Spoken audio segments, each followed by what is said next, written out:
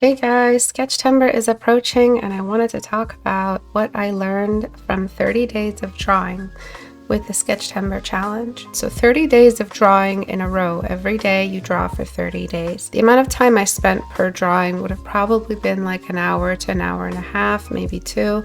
And I was streaming on my live stream every single drawing for all of September. I can't say September without accidentally saying Sketchtember now, even in like normal conversation. So when you're drawing for 30 days in a row, there is no way that you'll look back at the first sketch after you're done the 30 days and not see a bunch of mistakes. You will see stiffness, you will see drawing anxiety, you will see a lot of caution and a lot of fear. You look at the later days and you see a lot of flexibility, a lot of courage, a lot more comfort with the drawing experience. So the biggest lesson I learned drawing for 30 days in a row is that you draw way better than you think you do. Not drawing consistently lowers your skill level output, but not your actual skill level. Meaning that if you are rusty, if your art joints are a little stiff and shaky, your work will look worse than it does if you had tried the same idea, the same concept, the same prompt, the same sketch after a little bit of mileage, after a couple stretches, and some comfort and familiarity with your pencil and your canvas and your drawing. This is especially relevant if you are jumping into a new medium for the first time. If you're using a tablet for the first time, or a new tablet that you bought, desktop tablet or a screen desktop tablet, if you're using pencil and paper for the first time, if you're using ink for the first time, the rule of thumb is those first couple sketches of that new media will be stiff. They will have a lot of other elements thrown into the mix, into the cauldron. It won't just be your raw, flexible, free-flowing skill. It will be mixed in with a lot of caution, a lot of wariness, attentiveness. You'll be a little bit on the shaky side. You'll be a little bit skeptical of your own skill.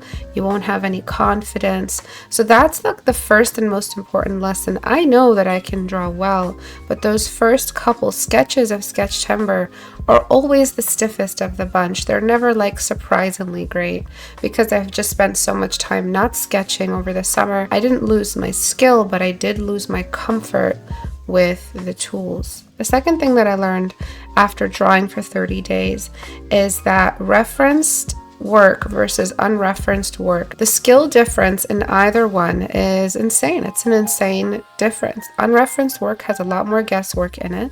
Unreferenced work has a lot of exploration, a lot slower a process because I'm building from my memory of what this may look like, or a combination of generated images in my mind of how I could move this gesture or combine these elements. It's not always instinctive.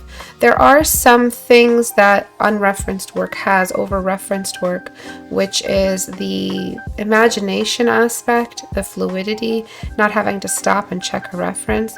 But almost always when it comes to professional looking sketches, the work that looks way better is the one that's referenced. Referenced work looks a lot more complete, a lot more interesting. It's based off more real shapes, more familiar anatomy. There's a lot more realism because it combines the fantasy realm of lines and sketches with the reality of good volume and rotation. So that's the second thing I learned, is that always find your reference. And if you can't find the perfect reference, there is Portrait Studio. I had to use it a couple times because I just couldn't reverse engineer the reference. I couldn't start with the reference and then integrate it because I couldn't find a reference perfect for what I was imagining for the prompt. So I posed it in Portrait Studio and then created it, which is obviously Portrait Studio is amazing. But there is something else you can do. You can start with the reference and try to integrate your narrative into the reference and see if it'll fit into my story, into the story I want for that narrative. You have to start using references. You have to start liking using references. At first, it'll feel stiff and rusty, but after a while, it will start to feel natural. And the last thing that I learned after drawing for 30 days straight is that cleanliness is really, really cool while using lines. Being efficient with your lines is really important, but it's just as important to be as loose as you can. Being too stiff with your sketches is something that I've had trouble with. Sometimes I love an easy to animate clean line. I can't resist it, but at the same time there are some messy sketches that look so masterful because they just seem so confident, and the lines were messy, but something about the image looks better when it's messier. Of course, it'll look nice if you clean it up and dress it up with some detail, manage your rotation, diversify your line weight, but something about quick, loose lines that are uncleaned and unmanicured feel so much better. I feel like they're very deceptively easy. As an artist of many, many years, I feel like I really do have to put my mind to it when trying to be intentionally messy. So there is a time and place to have clean lines, but having messy lines, something about it just feels right as an artist. It just feels right that we have this messy image. It's almost as if it reflects the messiness of generating that image in your mind. The way we see memories is almost like with really messy sketches, right? And having super clean lines takes that away. So sometimes having a messy sketch is a lot more charming. So some of my goals for Sketchtember coming up is to, 1, practice sketching long before Sketchtember starts, so I'm not so rusty going in for the first day, and really give it my all. The second thing that I really, really want to do more of is I want to find references that really connect with the prompt I'm seeing for that day.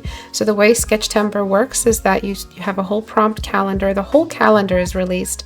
It's not released one by one, and try to really put some thought into my references, because my sketch will only be as strong as my reference. I'll try to keep some aspects unreferenced and let my inner storyteller emerge, but that's really something I want to put a lot of thought into. And the last goal that I have is to try more messy sketches. I find myself sitting there finding the best possible line. And though some of my sketches have looked really, really great because I kept the line clean, and they make me feel like I really am capturing my Ghibli inspiration because of the easy to animate cleanliness of the lines. I do love when a sketch is messy. Some of the artists that inspire me all have really, really messy sketches. So I'm going to try to incorporate that this year. I hope you guys learned something from this. I hope I see you guys on the Discord for the upcoming Sketchtember event. It's going to be really, really fun. I have a countdown running on my Discord.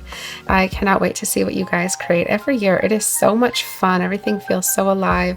All these artists gathering in one area, all focused together, feels like a coven. It feels like this amazing pilgrimage we're all a part of, and combine their collective mana. It really does feel like that. And in the months that follow as well, we feel a lot of inspiration. We feel good about ourselves because we are artists and we were doing some drawing. I will see you guys in the Discord, and I hope to see you guys in the challenge. Bye.